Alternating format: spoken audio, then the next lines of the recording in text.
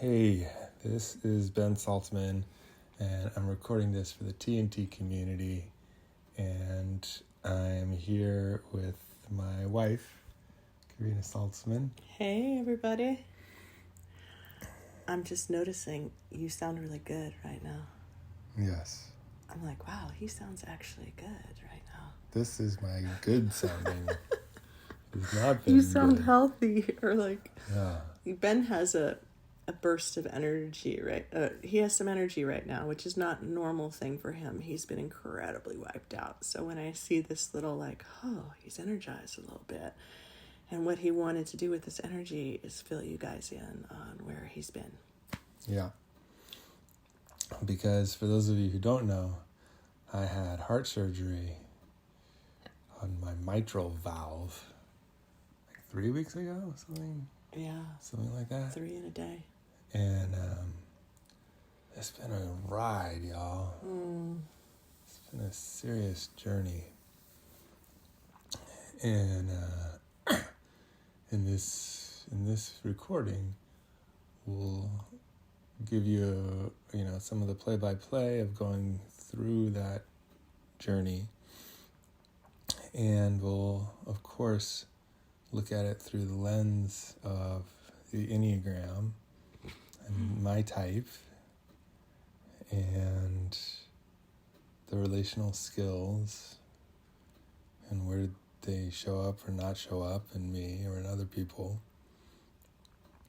and just kind of let you guys in on what we've been going through as a family, because this has been something else. And it's been a harrowing journey, Bardo, transition through really difficult moments and days, and yeah.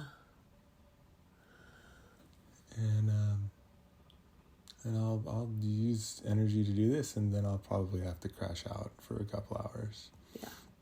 And the other thing I want to say too, we've really been on this sort of like needing to care for what's been happening with the surgery itself went well. The heart looks good, the mitral valve looks good, but he's had an autoimmune response to the surgery and had some repercussions of the surgery, was losing a lot of blood, ended up in ICU, so his energy levels have been whacked. And so if he hasn't reached out, I just want to say, or haven't, people felt dropped, like, please just bear with us here, because there is a coming out of this thing we just didn't expect to be hit this hard. And it's been like one day at a time, kind of having to get labs done and tests done to make sure that the sac around the heart looks good and he's not having an autoimmune response. So that's kind of been our day-to-day world. So I just kind of want you to get like we've been in triage mode. And I feel like maybe we're coming out of triage mode, I hope.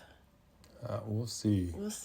But there's been a lot of trips to the hospital, trips to the emergency room, not knowing what's happening. I thought we were going to have to go back to the emergency room yesterday. Yeah. But thank God we got into the Dominican to get that, scan. And it's been tenuous. Yeah. And an emotional roller coaster ride. And we've gotten pushed. We've gotten pushed to our edges, and our type stuff has gotten all triggered.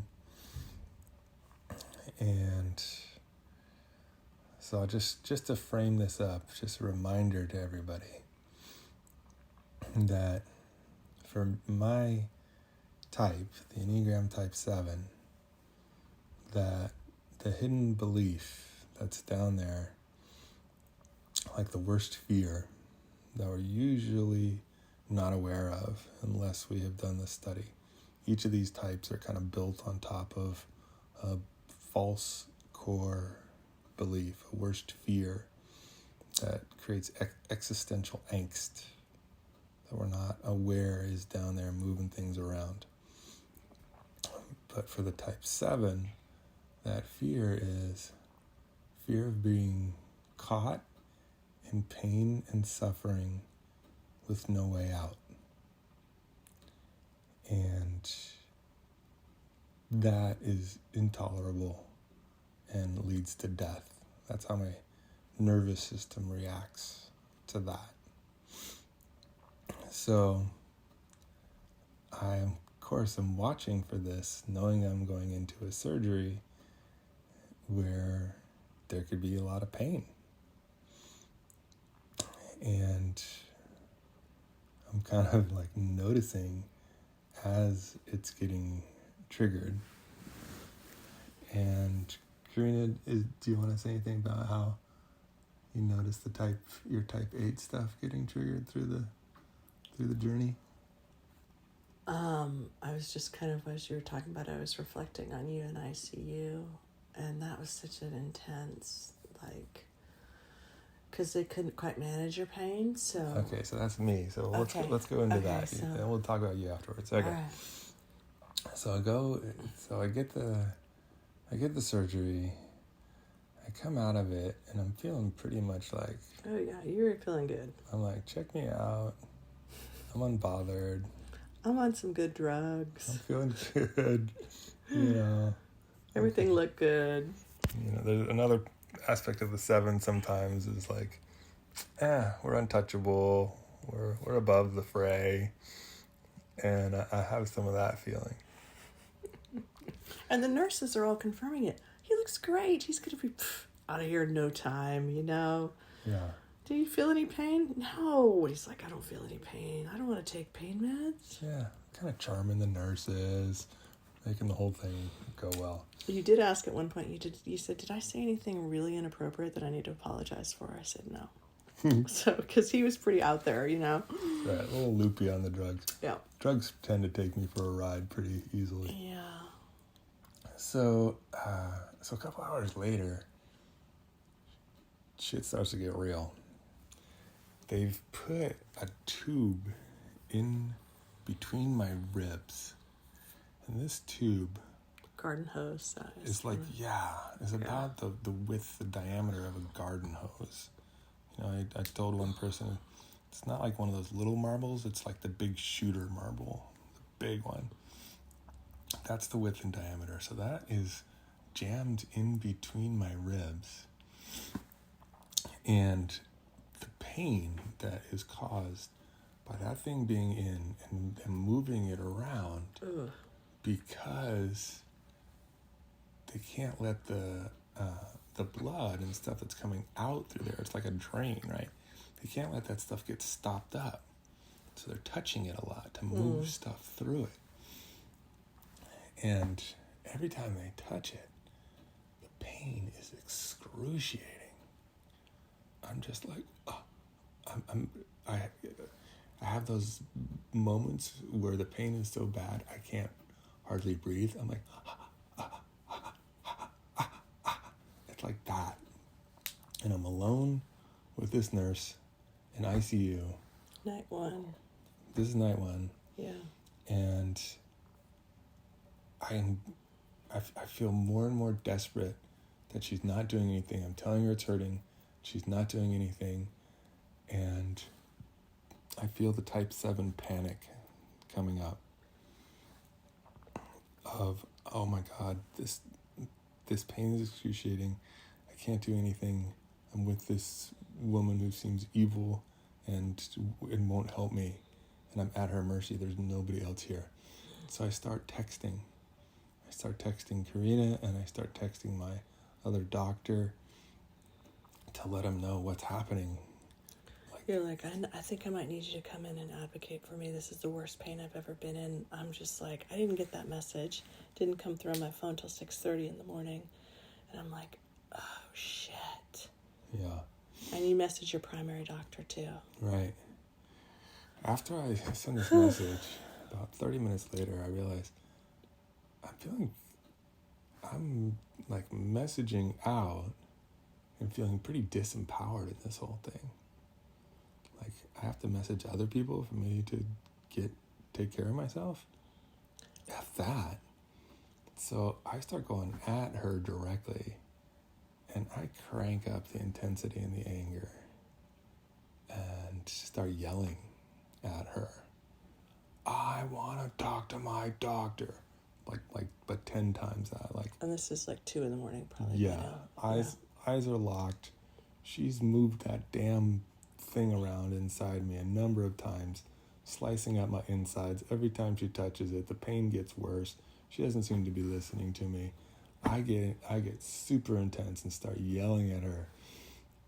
She doesn't back down. She makes eye contact with me, and she's like, you are going to have to wait until the meds kick in.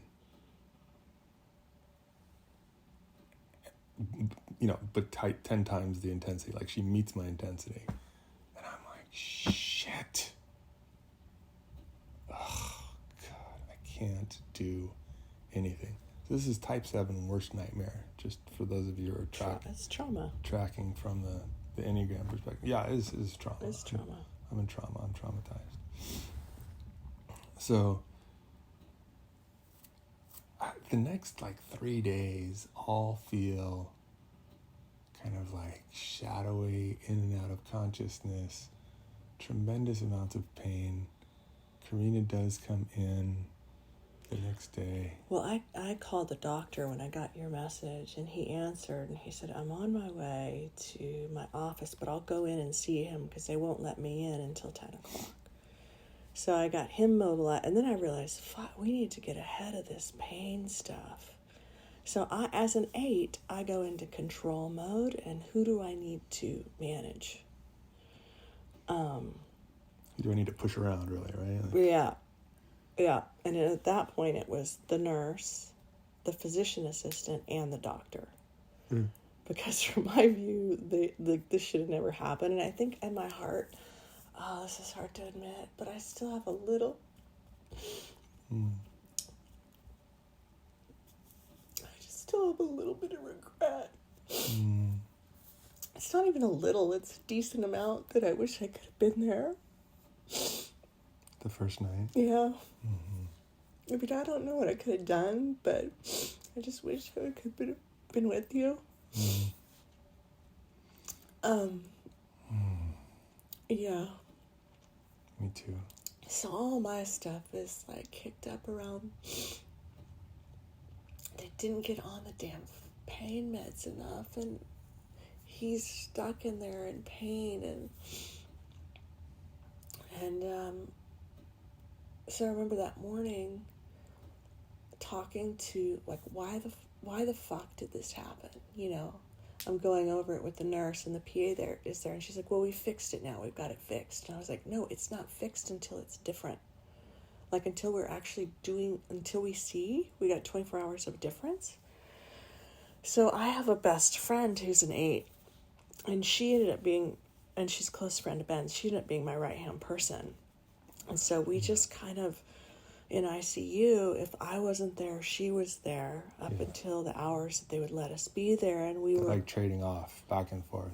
Because you get a different nurse every 7 hours. And so we would check in with the nurse, try to build a relationship, thank them for caring for Ben, make sure they had the med procedure right, make sure that when they were asking Ben about meds, that he, was saying he was at a high enough pain threshold that he was getting them, that it wasn't hitting later. And so she and I are just nurses, basically. We're trying to manage the shit. We're figuring it out. Both of them are trained in circling skills, so they're doing a good job of building rapport with the nurses, and they're 8s, so they're pushed, there's a push to get information, to get my needs met. I'm like, oh, wow, I'm in good hands here. I'm just going to let these two push this hospital around a little bit. That second night, we're like, this is not going to happen again. So Terry made sure that nurse knew to tell the next nurse, and then I would call the next nurse at 3 a.m, right, to make sure that you got that next dose. He's like, we don't do this normally, ma'am. I'm like, I get it, but... Yeah. So, my powerful 8 posse pushed the hospital around enough that they're breaking their own rules to stay ahead of the pain, because usually they won't give you pain medicine until you ask for pain medicine because you're above a 5 or a 6 on the pain scale. But by that point it's too late because it takes another 20 minutes for the pain thing to kick in.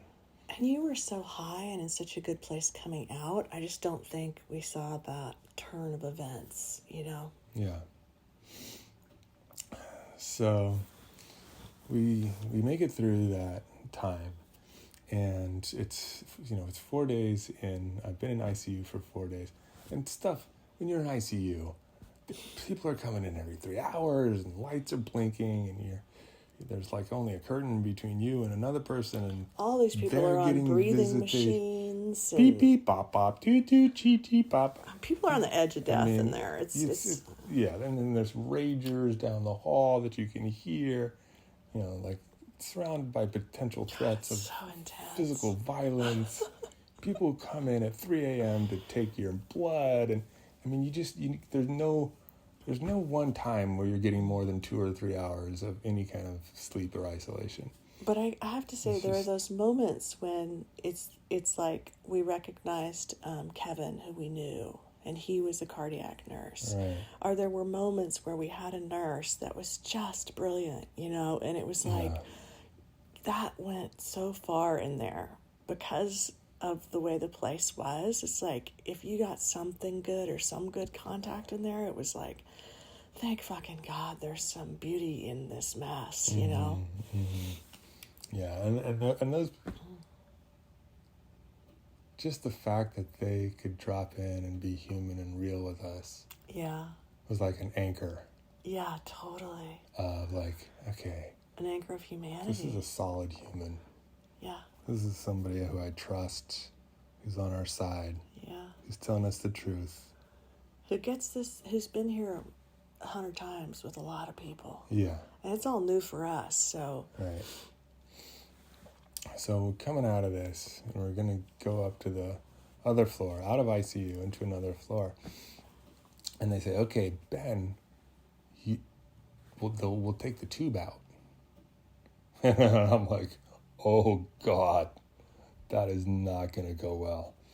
But you've been asking for it to come out for days, like if we can just get, because it was the bane of your pain. Oh yeah, this tube is without a doubt the thing that causes the most suffering, anguish is this tube, especially because they have to move it around, and every time they do, it feels like it slices up my insides or rips something in there. But I'm at this point like, okay. And the reason you were in ICU for so long was such a large amount of blood loss. So then he went through multiple transfusions because he had so much blood loss, and that's what had kept him in there. Right. But this drain was where all of it was shooting out of. Yeah. I'm like, this is not going to go well. I know I've kind of grafted to this thing after 4 days. Taking that thing out is going to be excruciating. Like, I'm just like preparing myself mentally and emotionally for this to happen. And I, at the time, was feeling relieved that we're out of ICU. This thing's going to be pulled out of you. I'm like, we're turning a corner here. We get up to the room, and Maddie's our nurse, the Finnish guy, really great guy. And I say, Ben, they're going to take the drain out now. And you're like, he looks at me and you're like, where am I? Wait, what happened here? And I was like, what do you mean what happened here? I had blanked everything. Like, the way I interpret this is my type 7 brain couldn't handle that amount of suffering. And I also think the boatload of medications you were on too, there was probably some hybrid. Yeah. That he looked at me and he's like, God, you look like you've been through hell.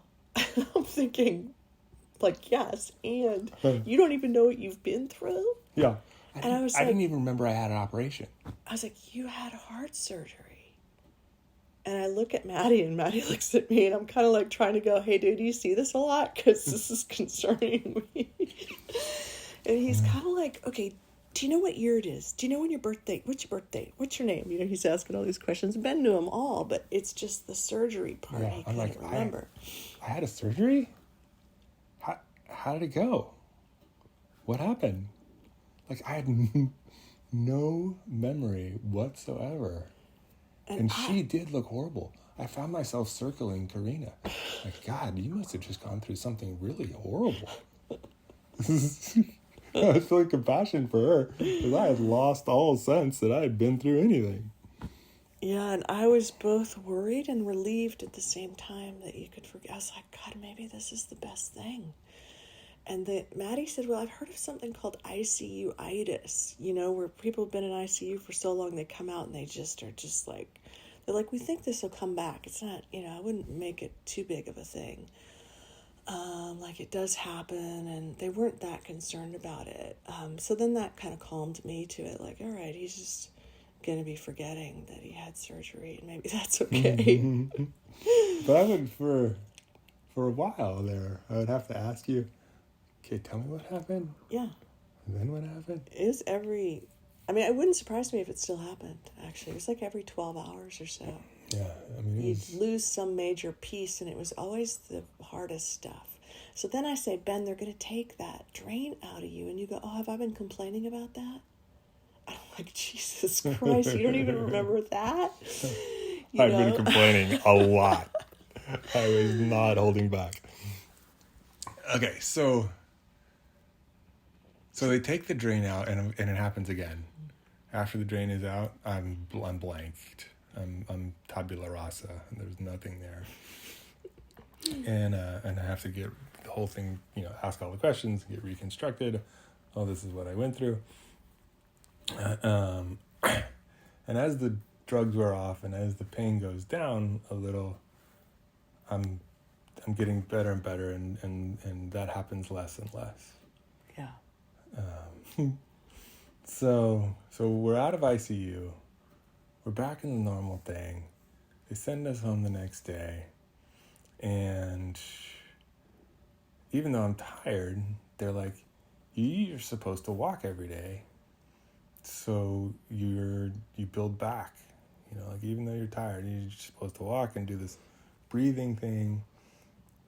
And I've got all these slits in my chest because they did this robotically. So then instead of like opening up the whole chest and kind of cracking open your rib cage, which is what they used to do to do heart stuff, they go in robotically through 6 slits and kind of go behind your chest plate and operate on it that way. Recovery is supposed to be easier that way too.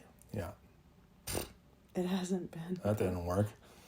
So, side note here too, crazy factor of connection is that Ben's grandpa, his mom's dad, was basically obsessed with creating the heart and lung machine. He was a physician and spent his life's work creating this machine that helps people stay alive so that they can have heart surgery. It oxygenates your blood so that you can empty the heart of blood, and this machine will oxygenate your blood so that people can operate on the heart. And my mom has all these memories of being, going out into the alleyways and finding cats for them to practice the use of this heart-lung machine.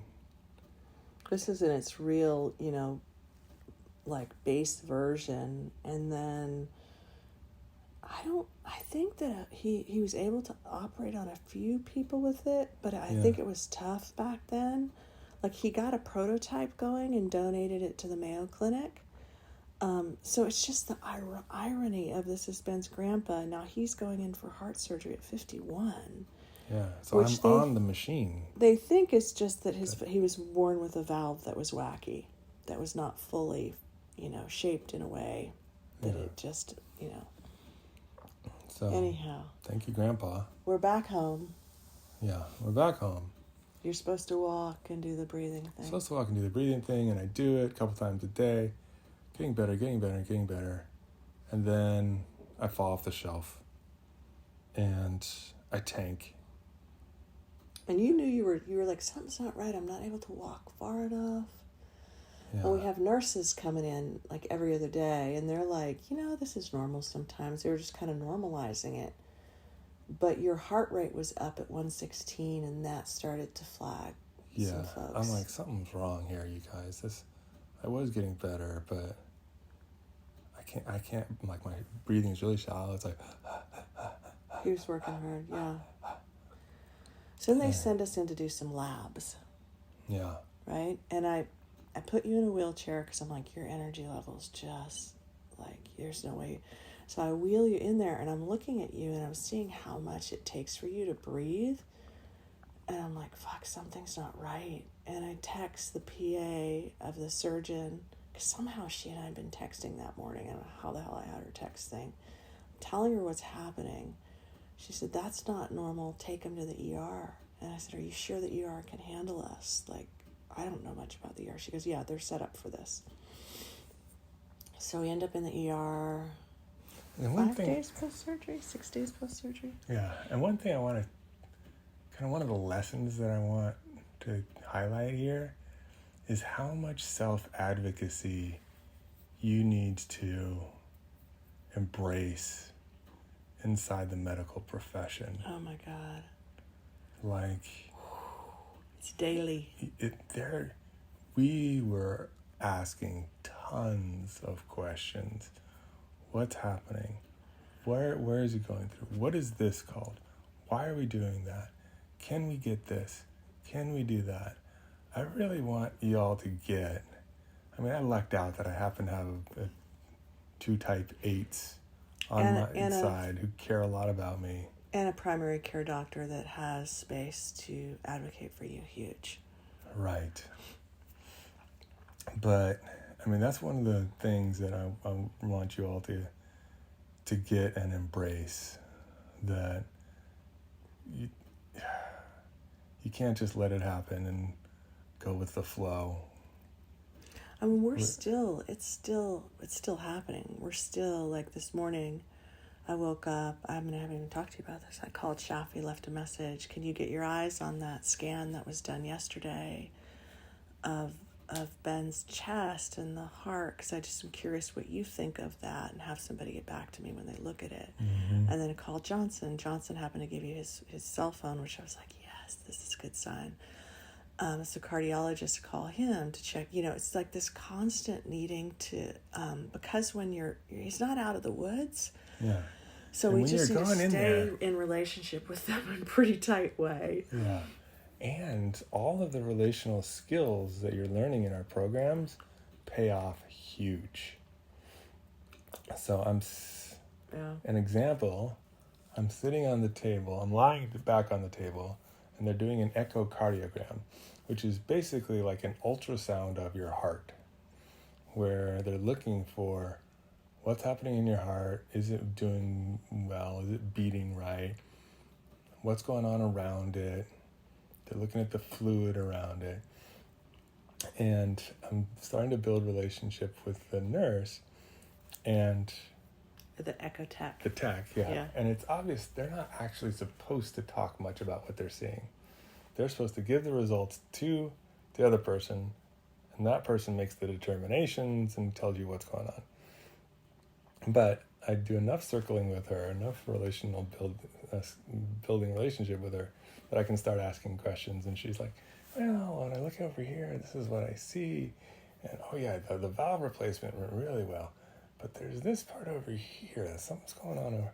Like, okay, what about from that angle? What do you see from over there? Oh, well, from over here, it looks like da-da-da-da-da.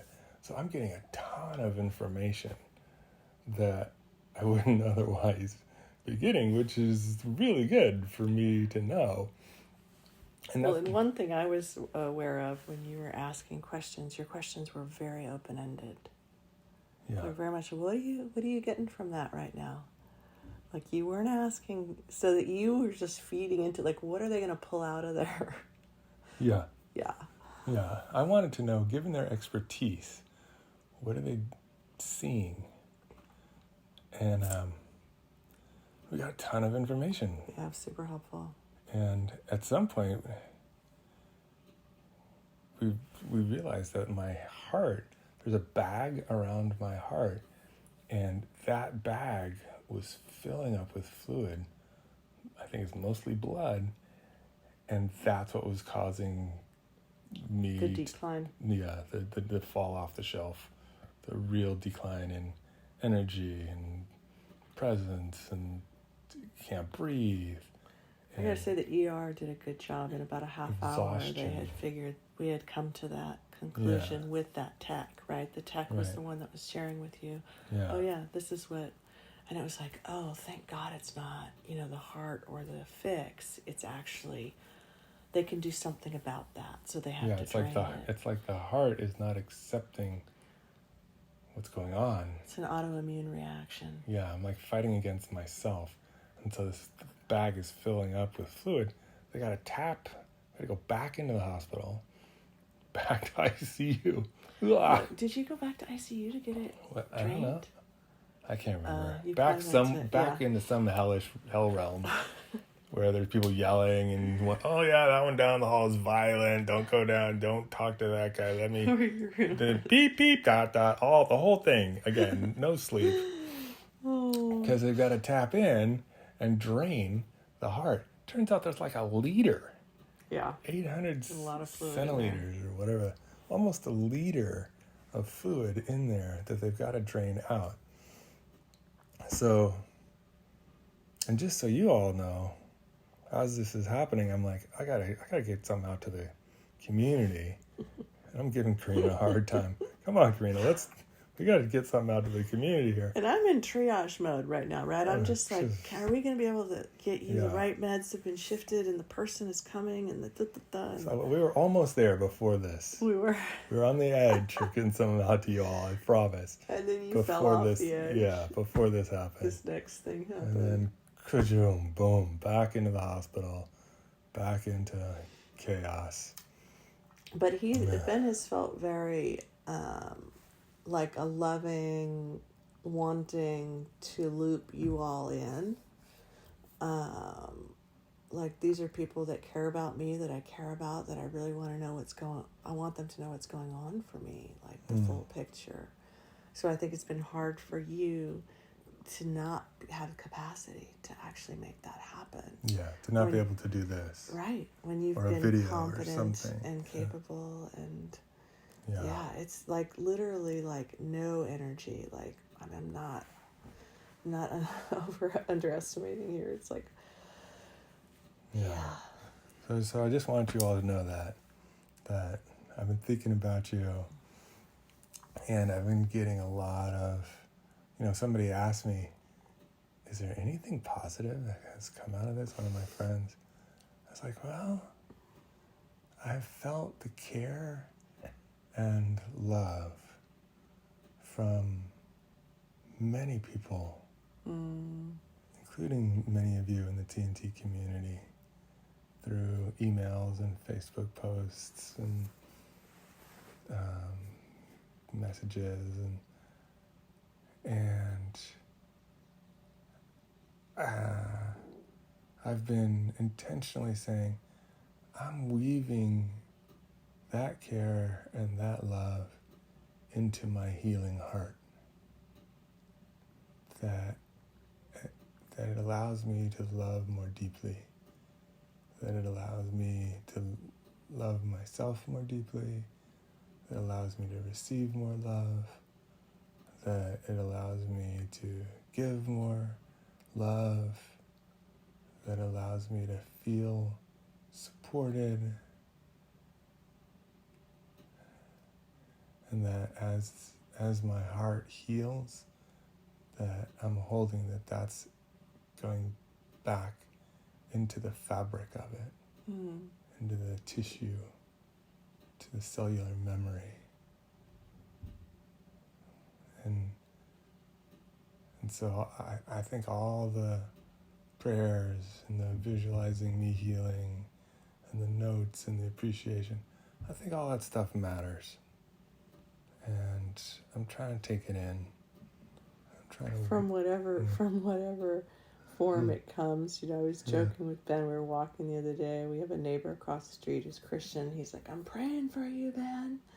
And it's just so sweet, I mean, total different approach to prayer, but just heart so loving and so sweet. And you're just taking it in. You're just like, Thank you, man. Yeah. Yeah. So I hope that that's the outcome on a personal level, is that I can allow to more in and be touched by more care and love. I love hearing that. Yeah. I hope that for us too. I hope that for the we. Yeah. Because it wasn't until after the 2 weeks, I thought like, oh, okay, we can endure this for 2 weeks and we'll figure it out. And then about 2.5 weeks of it hit, and I just realized like, shit, I gotta ask for more help. Yeah. Like I don't even know what I need, but this is just, I gotta figure something out here. Because this is beyond way more than what we thought we would be handling on a day-to-day basis. And we have a 12-year-old who's home from school, and, how do we, kind of have her have a summer? And yeah, it's been a real juggle. Yeah. To make it all happen, but it's happening, and people are bringing tons of food over. We're gonna have more freaking food than we know what to deal with, but the heart of the community and seeing how many people love you and really feeling how many people love you and how much energy you've put into that to receive that, it's so humbling. Mm-hmm. Yeah, it's really humbling. Mm-hmm. I'm really touched as you say that. Yeah. Yeah, if I just, like, as you say it, I'm just contrasting in my mind, like, I was a lone wolf. I think about my dad, he's got 1 or 2 friends. That was my model of how community was. Mm-hmm. And so just to have intentionally forged this many relationships with this many groups and people and this level of care and feedback and good juju coming our way is there's times where you just need it, and when you can ask for it when you need it. Yeah. And how many people show up in that. Yeah, and part of it has been like, can I allow it in? Can I surrender the physical form that I have found myself in a couple times? Is, remember that old Nestea plunge commercial where people just fall back into a pool of Nestea, and their arms are wide and their legs are wide and they're just falling back. It's been like that on the bed. Arms are wide open, legs are wide open. You're doing the Nestea plunge. I was wondering what you were doing. Yeah, that was that's what it was. Looked like a Jesus pose. I was like, oh, yeah. Like crucified. Yeah, but it was just so my heart was open, so my chest was open, so I could let this in. I love hearing this. I had no idea. Yeah, that was the pose that I found myself in. I love that. To let the care. All the people and the care and the intention and the sweetness. And so that it does get woven back into my system and cells and the heart. So I can be part of the circulation of it all, Mm-hmm. Side note, into the craziness, is also we entered into a kitchen remodel, a month and a half, 2 months ago. Yeah. So our living room is gutted. We have no kitchen. We have a makeshift outdoor kitchen. Like, you can only use one plug at a time. And then now the bathroom plug that's plugged into just short circuited, and I can't I'll figure it out at some point. But that kind of stuff is happening daily. So the challenges are just beyond. Yeah. And at one point I went to Ben and Jordan. I said, maybe we should go rent a place, right?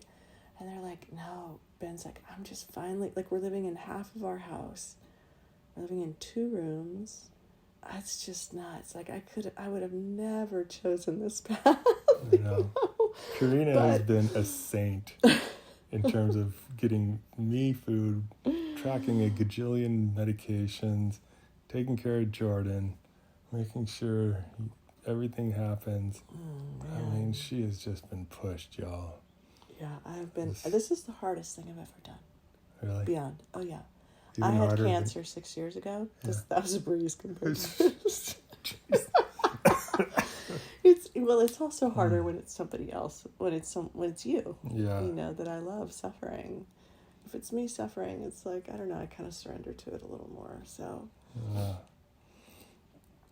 All right, I think we'll wrap it here. Thank you all. If you want to respond, you can email us back. Chris Cade is getting, every couple of days, he sends me, emails that come in through support@touchedandtransformed.com. So you can get back to us there, or he's also up on the website at our Facebook group. And so if you have stuff you want to put up on the TNT Facebook group, that gets back to me too. All right, big love to you all. Lots of love, everybody. Enjoy your health. If you did listen to this 40-minute thing, you've got more patience than I do, but I appreciate it. Bye. Bye-bye.